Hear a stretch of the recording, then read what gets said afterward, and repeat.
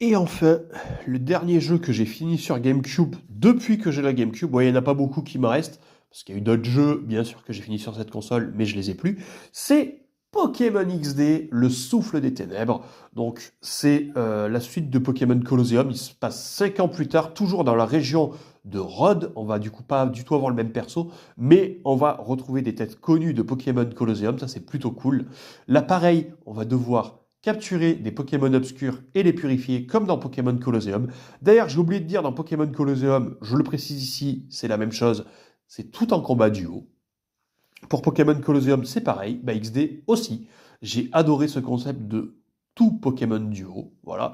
Il y aura beaucoup plus de Pokémon obscurs que Pokémon Colosseum, puisqu'on en compte plus de 80, c'est pas mal du tout, avec une bonne diversité cette fois entre la 1G, 2G et 3G. Euh, Là où vraiment Pokémon Colosseum, il y avait quasiment que de la 2G et un tout petit peu de 3G. Dans XD, on a vraiment beaucoup plus de choix, et ça, c'est plutôt cool. Voilà, j'ai réussi à capturer tous les Pokémon obscurs du jeu. De mon côté, le jeu, du coup, je l'ai fait, j'ai fait le maximum en capturant tous les Pokémon obscurs. Il m'a pris 26 heures, donc c'est presque 10 heures de plus que Pokémon Colosseum. Le jeu est plus lent, hein, du coup. Ce Pokémon Colosseum était assez court, assez en ligne droite. Là, pour le coup, XD, on voit bien l'amélioration du jeu, scénario. Puisque dans Colosseum, on visitait une zone, on n'y retournait plus. Dans XD, pour le coup, on la visite et on y revient pour divers événements. Certains lieux de Pokémon Colosseum ont disparu pour en ajouter d'autres dans XD. Donc voilà, le jeu, vraiment, si vous devez en faire un des deux, je vous conseille vraiment XD. Par contre, comme Colosseum, c'est un jeu qui cote vraiment pas mal. Moi, à l'époque, j'avais eu 60 euros.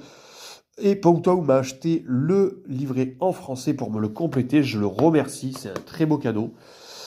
Voilà, si vous le faites, faites-le plutôt sur émulateur, ça sera plus facile que de le faire sur console, hein. Et comme Pokémon Colosseum, on peut faire des combats rapides à deux. Voilà. Lui, j'y mets un solide 19 sur 20. Il m'a vraiment conquis ce jeu. Si aujourd'hui il pouvait nous refaire des jeux comme ça serait génial. Mais j'y crois pas du tout.